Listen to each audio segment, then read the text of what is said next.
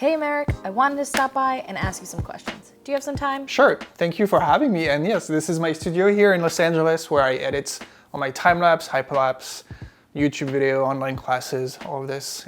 All the magic comes to life here in this tiny square in my apartment. So tell us, what do you do? Sure, so my name is Emeric, aka Emeric's Timelapse. I'm a French time-lapse, hyperlapse photographer, filmmaker, and also teacher living in Los Angeles. So what I do is I travel to different cities in the US and a little bit of the world. Right now it's a little hard, but if I can, I go out of the country and shoot time lapses too. I sell the time lapse online. I do behind the scenes video for YouTube, vlogs, and I license all my content online. And I also teach time lapse photography to people from all around the world in both English and French.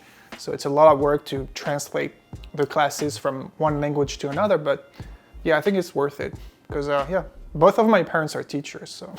What got you started in photo and video? So I started maybe between the age of 10 and 15 years old. I was doing some fun videos, with my cousin and some friends, like action movies, like very cheap stuff with one camera, and that's all, just one camera. So I was doing like editing. I remember using Sony Vegas at the time. So I think it's still a software here, but I'm not using it anymore. Anyway, yeah, this is how I started, by doing some fun videos with my friends and family, just for fun, yeah. And what got you into time lapses and hyperlapses specifically? So I got into time lapse and hyperlapse, I think around 2011. I actually had a camcorder. My parents gifted me a camcorder, and there was actually a time lapse option in it, a feature to shoot a time lapse. So for fun, I shot a few time lapse videos around my hometown in France called Angers, and the video actually got very popular online. Very popular at the time. It was like probably no more than 4,000 views.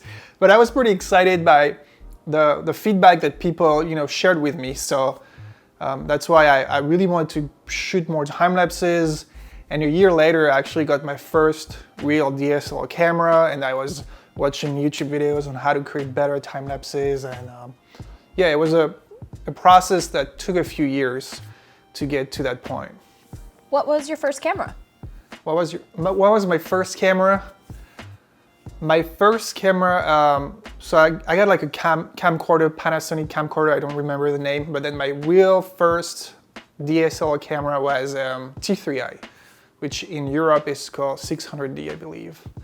It was like the basic lens kit, 18 to 55. And what's your go-to camera and lens now? My go-to camera and lens now. So I'm a big fan of the 5D Mark IV. I've been Canon since day one, but big fan of the Canon 5D Mark IV and 24 to 105 as well. I'm a big fan of the 24 to 105. I have the Mark II right now, and I also have 100 to 400 Mark II. Those two lenses are amazing and really can create so much awesome content with just those two lenses. I know they're kind of pricey, but I cannot go out on the shoot without at least those two lenses in this camera.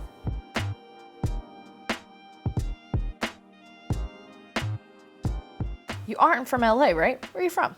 No, I am not an LA native. I was born in France in a small, medium, not very small, medium town called Angers, which is about 3 hours from Paris on the western part of France. And I moved in California at age 21. And now I am 29, so it's been almost 8 years, almost 8 years, yeah, almost 8 years. Back in 2013, I was looking for an internship in Los Angeles. Not in LA, actually. I was looking for kind of anywhere in the US, mostly in New York and LA. And back in 2013, this company near LA gave me a chance to come here and try to work for them with a student visa. So I got my first J1 visa. It was a student visa. And that's how I started in the US, just as an intern in video editing.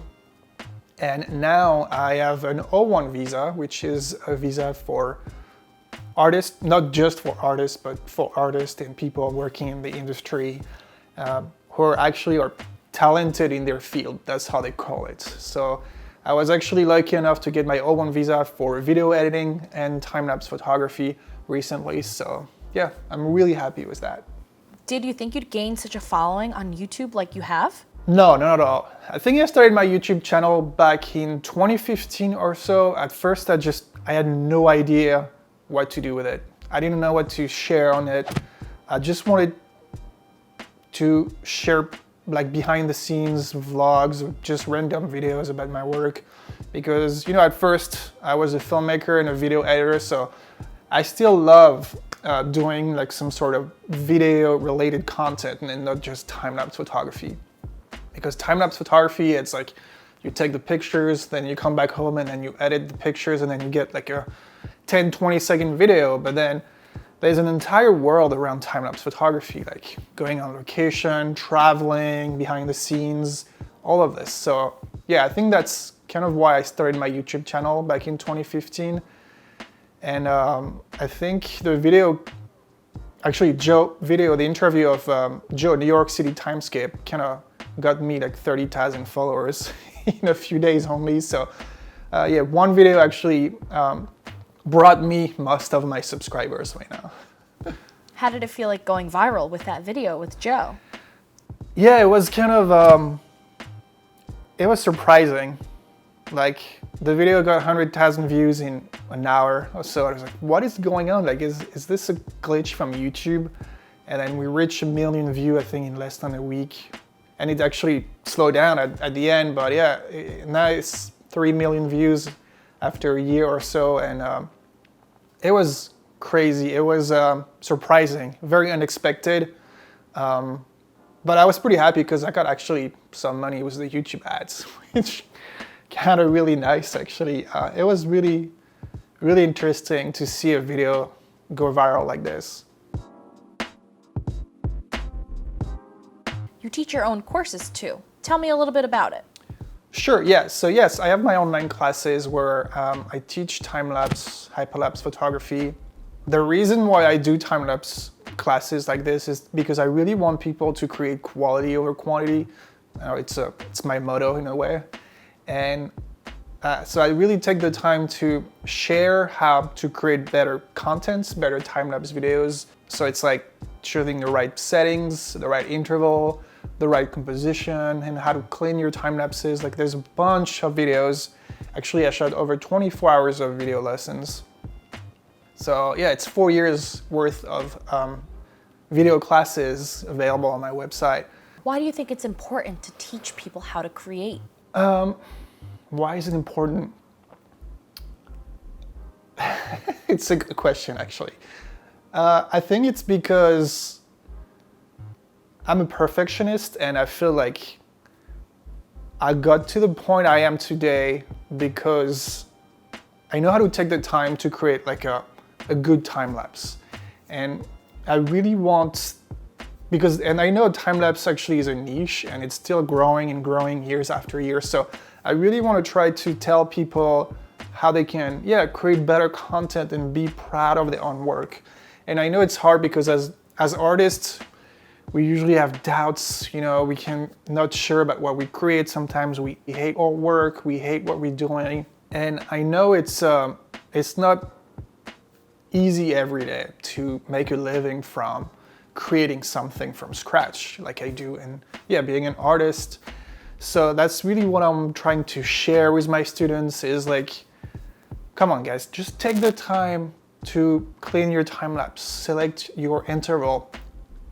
Like you need to ask yourself, are you going to enjoy watching your own work? If you don't, there's probably something you need to fix. And then so just go for it, like work, fix everything that needs to be fixed. And it's not really hard when you think about it. Like a time lapse, cleaning a time lapse is just making sure there's no blurry frames, removing a few planes or birds that kind of look like black dots on the time lapse. It's a bunch of little things that can make a bunch of little details. I think that's the way to say it. That's gonna make a big, big difference.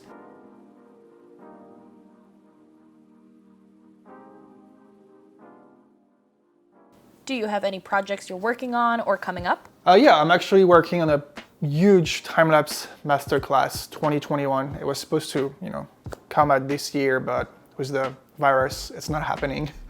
And what's different with my other masterclass, it's I'm traveling all around the country.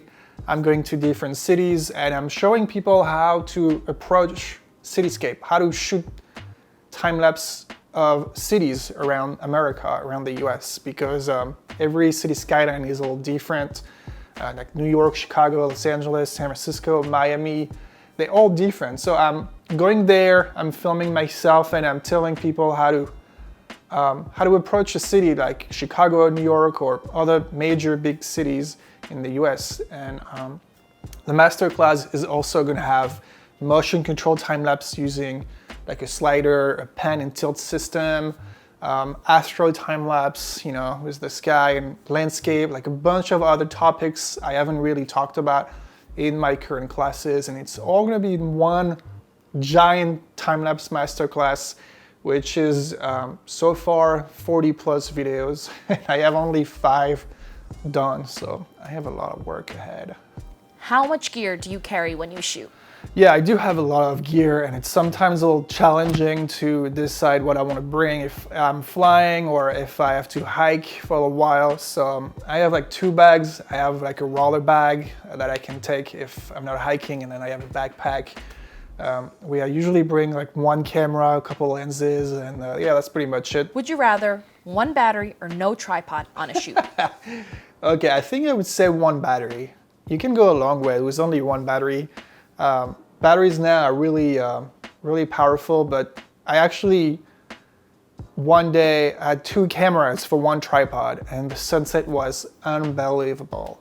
So I had my main camera and 1 tripod shooting, but I really wanted to shoot a second time lapse but didn't have the tripod. So I tried to find a way with all my accessories, trying to find the perfect angle, but it's really hard when you don't have a tripod. And I know I could take like a Gorilla Pod or something like this, but I don't know why I didn't have it that day. Yes, I would definitely shoot with 1 battery and have a tripod. Longest time lapse you've ever shot? The longest time lapse I've ever shot with my current gear, like a DSLR camera, was about 5 hours. It wasn't actually even for me, it was for a company. It was a job I was doing, and they wanted like a full day to night transition of the building I was shooting, but they also wanted like the sunlight hitting the building and then going all the way to the night. So I had to be there at least 3 hours before the sunset, 2 hours after the sunset, and it was a crazy long time lapse. All the batteries, I had a grip, so I have 2 batteries inside, and it was like really close from dying. So I got lucky. But I also started working with a long-term time-lapse camera, and I shot a 1 week long time-lapse with it. So it's a different kind of camera. It was built for long-term time-lapses, so you have a solar panel, a giant battery. It's very different from a DSLR camera. And I'm trying to find a spot in LA to kind of set up this camera so I can shoot LA over, I don't know, month or years to see the weather patterns, to see the city evolving, maybe the buildings being built, like stuff like this. It could be very interesting, but I'm still trying to find a location for that camera. Yeah. Favorite place you've done a shoot? Favorite place I've done a shoot? This is actually private property in downtown LA. I contacted like the homeowner association to shoot from there, and at first they didn't want me to shoot there. And I told them, yeah, what if I pay a little bit and you let me shoot for a few hours? And they say yes. They said yes, and it was probably the best time-lapse location in LA I've ever shot from. First of all, I was really happy because it's private property and I was able to shoot there. But it's also an amazing view of downtown LA where you have kind of like all the buildings kind of next to each other. We can see the entire building, and it's, yeah. And that night the sunset was amazing, so I got super lucky. So yeah, I got super excited to shoot from up there, and yeah, it was really worth it paying for it.